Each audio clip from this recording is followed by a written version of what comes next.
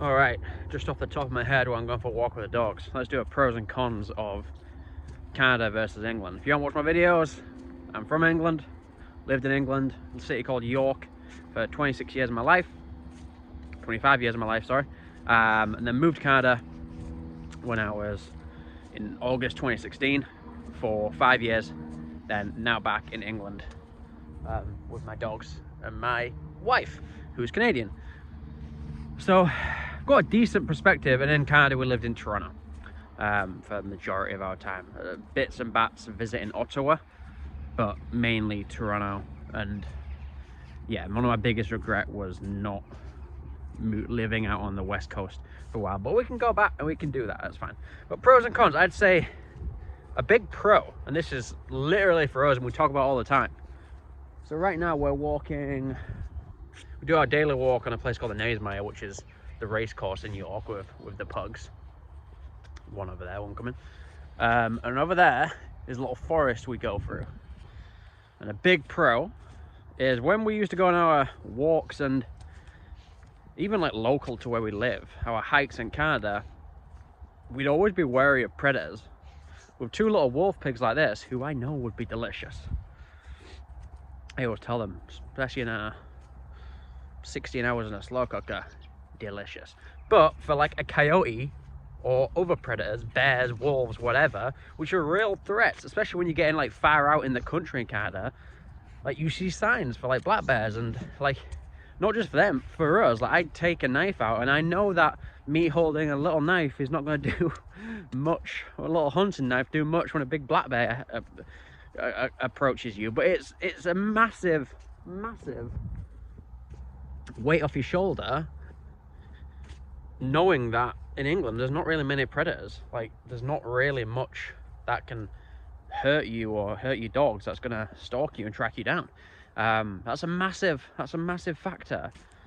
Obviously there used to be back in the day, but not anymore. And that's for us as dog owners and a dog family, love that.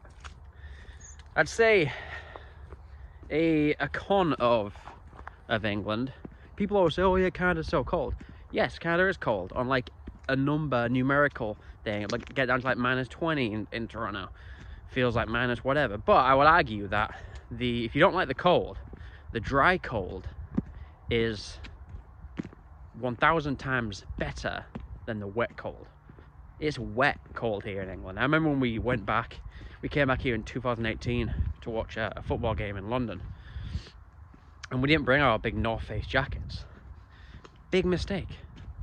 Like the wet cold just almost soaks you through, and I'd argue it's a lot worse than the dry cold. And again, I know numerical, it can get down to real minuses in Canada, but a Canadian guy once told me a valuable lesson. There is no such thing as bad weather, only bad dressing. For some reason I started thinking about salads then when I said dressing. I don't even like salads. Come on, Lils. But I'd say another con about England is we're not, and I'd say this all the time to people in Canada, when, oh my god, why did you move from England? Why did you move from England? We're not guaranteed a summer here. Like it can rain all June, July, August. It's not guaranteed a summer at all. I always say we're sponsored by the colour grey. That's kind of the colour we get most of the year. Although, I think past few years people have told me and corrected me that we're pretty good summers. But I just, in Canada, you get the harshness of each season. Like October, November is beautiful, like fall.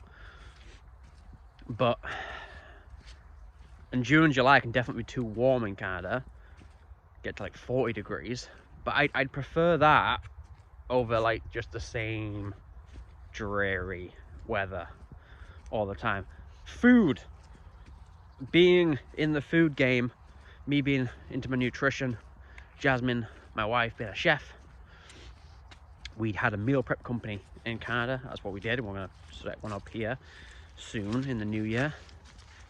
Just walking into a forest. Come on, Lils. The food, and it probably is different in London. There's more availability in London and Manchester and other cities, but York, where I live, This is very slippy, so I gotta watch my footing. The food scene is not great. I'd even argue the food scene in England is not great. And I mean this in the nicest possible way. The acceptance for poor food is just accepted a lot more here. People seem to not care as much about like quality, gourmet, like organic, great, seasonal, local ingredients. So just making sure I haven't lost my dogs. In Canada, and again, just going based off Toronto, like Ottawa was a little shit too, but going based off Toronto, like you could get anything, anytime. There was this quality restaurants. We had a restaurant called Antler, who was seasonal and used quality, fresh ingredients. And even the grocery stores in Canada, in my opinion, are a lot better. You can get a lot more different stuff. I mean, from a seasonal local thing, that's not always great, because again, you're like getting tropical fruits in either country, Canada or in England, doesn't really make sense to me. But I'd say the appreciation of food and the creativity with food is so much better in Canada. Even in the smaller cities, I think you can get better food and people who are better cooks there. Like I said, my favourite chef's Gordon Ramsay. He's obviously Scottish. But yeah, I would, another pro for the Canadians, I don't know why I went French there, but yeah, another pro would be, I think they're nicer. Even again, living in Toronto, which is like their equivalent of London, I think Canadians are nicer people. And that's just me as on a personal level. I got along with them more. I found I had more in common with them. The way of life, I felt like I had more appreciation for that.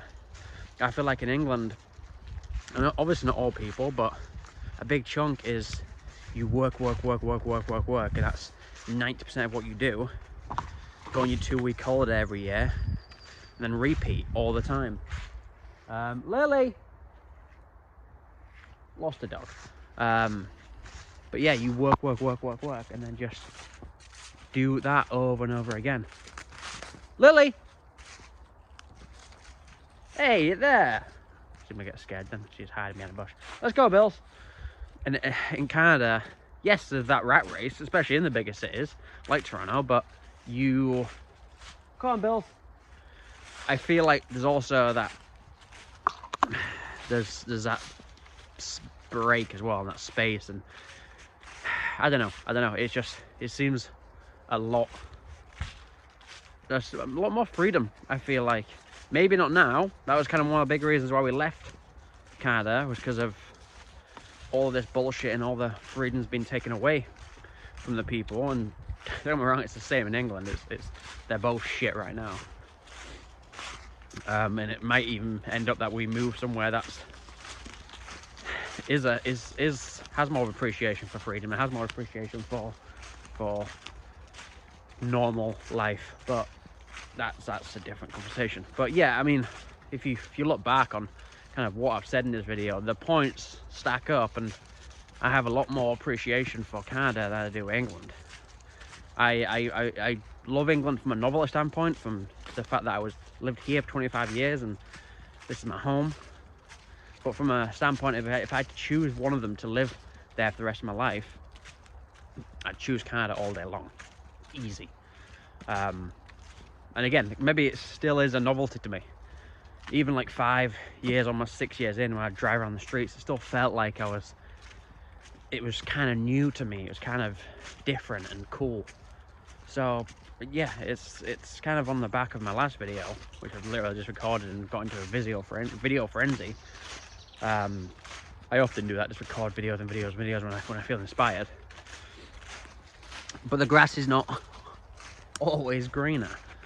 But yeah, I would definitely say, in my opinion, and again, a Canadian moving to England might feel completely different, but in my opinion, England England? No, Canada is better than England, in my opinion.